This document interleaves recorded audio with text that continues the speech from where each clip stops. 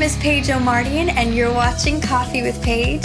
So grab your coffee or tea and get settled in, because I want to introduce you to our guest for today, Bruce Loeffler. Thank you so much, Bruce, for being here. Well, thank you for inviting me to be here. Well, thank you. Well, now Bruce is really a fascinating guy because he is an expert in customer service training and goes around the country, maybe world. We'll get there and talk about that. And he trains companies in how to get their employees to be kind and friendly and have excellent customer service. And actually, he worked for Disney World and created a program for them that has really been pretty beneficial and outstanding in Disney World's lifetime, I guess you could say. So how did you get into this, fascinating niche of really leading others in how to serve? Well, I have an unusual background in that I grew up in the Midwest, and I was very involved in music.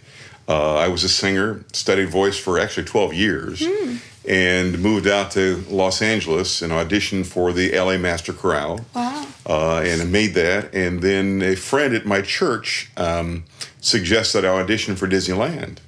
And they had an open audition. They had 300 young people there, and I was one of 300. And I made it, and he didn't. Oh my and so gosh. anyway, spent a month touring all over Japan, and then Disney World called me 3 different times. And the first time I turned them down. Second time I didn't want to come. I wanted to come, but I couldn't because the company I worked for owed me money, and they would have kept the money if I'd gone. The third time, it was obvious God was orchestrating the things in my life to fall apart. And broke up my relationship with my girlfriend, my quartet, and my job, everything. It was just obvious that God was bringing all these things. And so the third time they called, I said, I'm coming.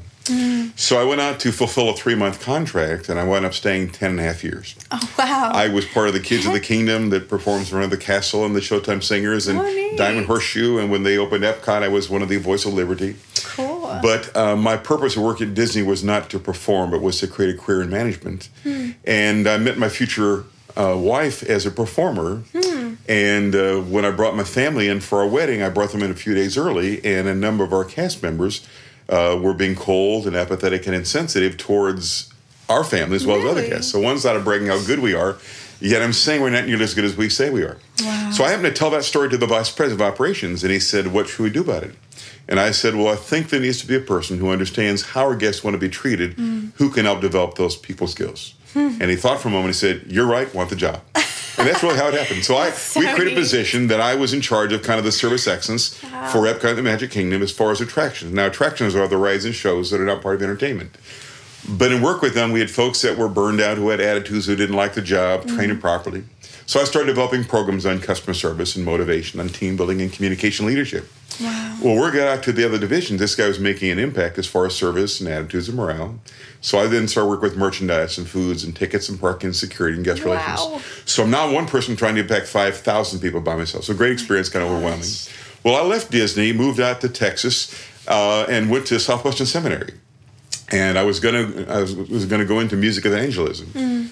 But there was no such curriculum because I didn't fit into the theology department and I didn't fit into the music department. So I majored in communications, but took music programs and courses to kind of beef up my background. That's neat. And I approached Texas Christian University about teaching a course based on what I taught at Disney. And they were excited about that. So I started teaching that course, and one of the hospitals in town sent their executives to attend that course, came back raving about it, and asked me to come on board with them. So that's how I got in the medical field about 21 years ago. So I've now worked with 130 hospitals in 30 states. Wow. But I also got a call from Chrysler to come work with their dealerships, and then CompUSA, the corporate headquarters in Dallas, and then the Grand Canyon and the national parks and the AirTran Airlines and the Reno Airport and hotels and banks, and realized the things I learned and taught at Disney were beneficial in those fields. So I wrote a book several years ago based on what I taught at Disney called 1 Minute Service: Keys to Providing Great Service Like Disney World. Wow. And believe it or not, the state of Tennessee is using that book as the model for all the 44,000 state employees. So that's kind of exciting. That's amazing. This is the book here, right? That's the book. That's wonderful. Well, and how did you become so passionate about serving? I mean, that's kind of, in order to do what you've done, God has had to have put this on your heart in a really special way and given you that extra passion to lead others in this way. Well, boy, you're asking a tough question. My son works at a grocery store, and he has terrific people skills. And about a couple months ago, I happened to sit down with, talking to the manager, and we were talking about how well his skills are as far as working with people. I said, David's a real minor manufacturer. So I know the things to do and help people do them, but David's, my sons are just real. And so I'm strong-willed, and so it's been interesting for me to work through those things. So how do I help people understand that that's how you treat people? It's how you care about people. It's what do we do when we represent Christ? What does that mean? Yeah. I mentioned something the other day. I said, we need to write a book called Practical Christianity. What are the practical things that we do? We read about these principles in the Bible all the time, but how do we apply those? That's true. And so many of us have no idea. Well, I know what John 3:16, but how do I apply that? When it says turn the other cheek, what does that mean to me? How do I apply that when people are trying to destroy me or saying falsehoods about me? How do I apply those things? Absolutely. And so what I have focused on is how do I help people understand of how you serve? And what I tell people, especially leadership, I said, your customer, your most important customer, is not the person who comes in the front door. It is a person who's serving the person who comes in the front door. Because how we as leadership treat our frontline staff is how we then empower them to treat our customers or whoever those customers are. Well, and I think, it's really sad because so many Christians have received, or Christians in general, have received a bad rep because of some, who don't treat others well, or who are they don't have these, I don't know, they just, I don't know, lack of compassion or something, or lack of fruit, really, I guess, is the bottom line biblically.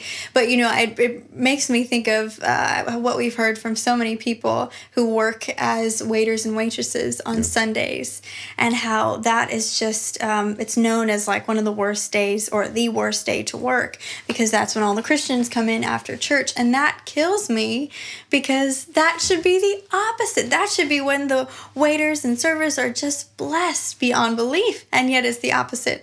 So I'm really, interested to hear about these principles that you teach, because I think that we as Christians just need this not only in our work places, but in our everyday lives, so that we can represent Christ with really the heart that Christ wants us to have for others. I think that part of our issue is we as Christians think that I'm saved, and so I'm okay, I'm safe now. That's just when the work starts. And the Bible tells us we're to be the examples. Yep. And part of what I think you're saying is that Christians have this bad rap because we're just going through the motions and we're not showing the world. And how do we make a difference? And so let me walk you through. What I'm doing is taking the principles of the book, 1 Minute Service, and I'm refocusing on them, because I really feel like there's some things that are truths that will make a difference. So there are 5 basic principles or basic chapters in the book. And chapter 1 is I call it the I care, I-C-A-R-E principles. And the first one is about creating the impression. There's a book called You Are the Message by Roger Ailes. And Roger Ailes says we form first impressions in 7 seconds. Oh. And whether you agree or not, I mean, how you look at me, your eye contact, your smile, your makeup, what you wear, were you sarcastic, were you condescending? All those things form impressions. And I form an impression about you. I've got a church that's interested in working with me, and they're saying, Bruce, help us to help our people understand how to create positive first impressions. And ironically, my son and I were talking about this the other night. They said, you know what? The problem is we spend so much time and effort creating this first impression, but we don't do anything to infuse the people that come in those front doors and get them involved and give them roots to make them want to stay. Part of our job is creating those impressions is how do I live out the hospitality that Christ has shown me to show you that you're important and valued and that I care. So the first one is those first impressions. The C is a lot of people think the C should be communicate. It's deeper than that. It's I want you to connect with me. Yeah. I want to personalize my service. I want to understand what are your wants and needs and how can I help you be successful in what you do.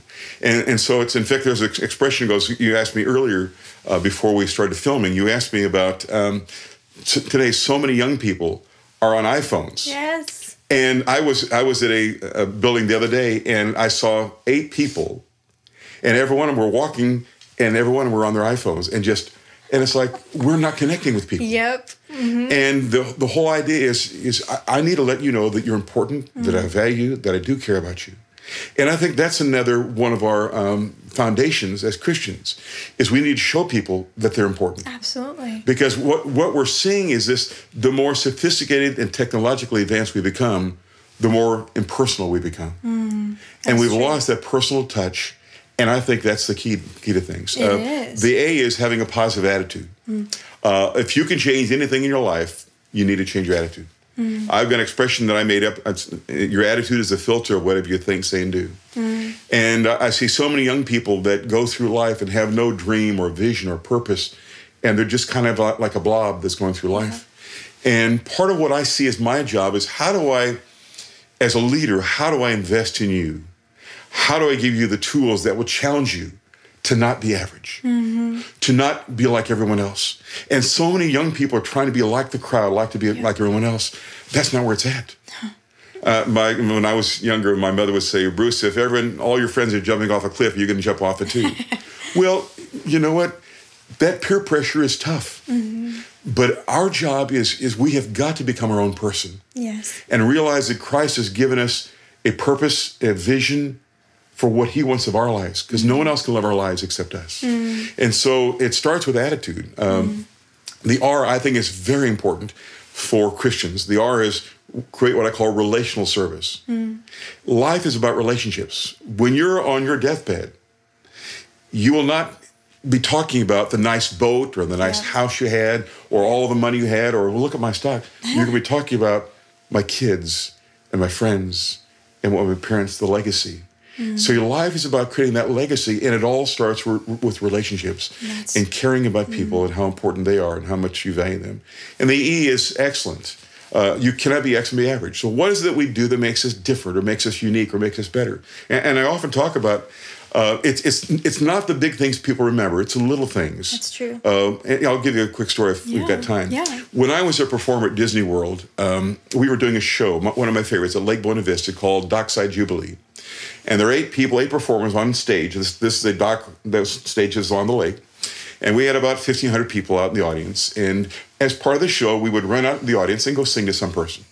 I'd always look for a little girl, 4, 5, 6 years old. And this one particular night, I ran out and I found a cute little 6-year-old, and I got down on one knee and sang to her for about 15 seconds. That's it. Got up, went back on stage, finished number, ran off, dried off, got ready for the next show. This particular night, her dad asked me for permission. He said, Bruce, or can I come back and meet Bruce? And so they let him backstage. He said, Bruce, we've been at Disney World for 3 days. We've had an awful time. Oh, no. We've had a terrible time. We spent a lot of money. And part of it is my little girl, you sang to my 6-year-old, is terrified of your big fat rat, Mickey Mouse. Imagine a little 6-year-old, and you got Mickey with his ears on, like 6'4". So anyway, he said, but when you sang to her, she thought you were a rock star. And when you left, she turned to me, she said, Daddy, he thought I was special. I'm so glad we came to Disney World. He said, I think you turned our vacation around. I thought, isn't that funny? How much effort did they take from me? 0.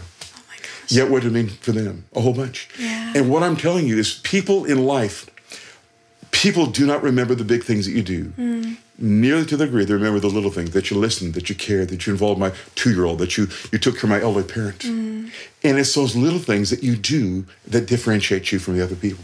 I think what our job is, especially as Christians, is we've got to show people the difference that Christ has made in our lives. That who we are and what we are is different. Why would I want to, if you're a miserable person and you say you're saved and you hate life and you're negative, why in the world would I want everyone to have your faith? Right. And so what I want people that you talked earlier about giving. The Bible tells us to be hilarious givers. Absolutely. As we're supposed to be joyous in whatever we do. Well, so many Christians are just the opposite. And that is such a turnoff to people. Yes. And I think the difference is that we really show that we care. Well, in light of that, you mentioned that there was some verses that related to really what we need to be as Christians with just servant hearts. Would you just share about that? Well, I heard of a story recently in Mark, I think Mark 11, that talks about the fig tree. And the fig tree, it was a time of year when figs aren't growing. Well, Jesus saw a fig tree that had leaves on it, But he went up to the fig tree and there were no leaves. And so what he did was he cursed the fig tree to die. Well, why would you curse a fig tree? Because it's not providing fruit. And so when you started looking at the scripture, you thought, well, first of all, why would Christ do that? But when you look at it, it was more of a parable, more of an image of what Christ is telling us. So when fig trees grow the leaves, the fruit are coming out. This fig tree had leaves, but no fruit. And so in other words, it's really an imposter. It's kind of like what Christians do. Yeah. We talk about, my God is great, my God will do everything, and yet we have no fruit. And without fruit, we don't show people the love of Christ. We don't make the difference in people's lives. That's so good. That's very true. And I just, that's why I love really what you're all about, because it's really not only just essential for companies and important for, transforming the face of companies, the heart of companies, but for transforming us and our lives and what really makes the difference. And at the end of the day, like you've said, what are people going to remember? What are we going to remember about our lives? And what is the legacy that we want to leave? Is it, well, I did this, and this, and I won this award? No, that's not what people really hold on to at the end of the day. I often tell, I train a lot of hospitals, and I can't share Christ in what I say because they're mostly secular hospitals. But I can share the principles, the Christian principles. And I often ask this question, you're put on this earth for a purpose. Yes. Why are you put here? What difference do you make? And how can you make a difference in other people's lives? And I think that we as servants, we as servant leaders, we as Christians need to be difference makers. Absolutely. Well, Bruce, thank you so much for being here today and for sharing just some of your brilliant, principles that you've been teaching, and just we look just forward to hearing more from you. And if you're out there and you're looking for a job right now, or you're just wanting to raise the bar in what you're doing in whatever sense, these are great principles for you to take into your job, into your family, into your community, your church, wherever you are, so you can be a better servant. So I encourage you to check out more about Bruce's ministry and his work. Is there a website that they can find you at? They can go to oneminuteservice.com. Okay. Great. And probably find me. Wonderful. Okay. Well, thank you again, Bruce, for my joining us. And thank you for watching. And we'll see you next Tuesday on the next Coffee with Paige.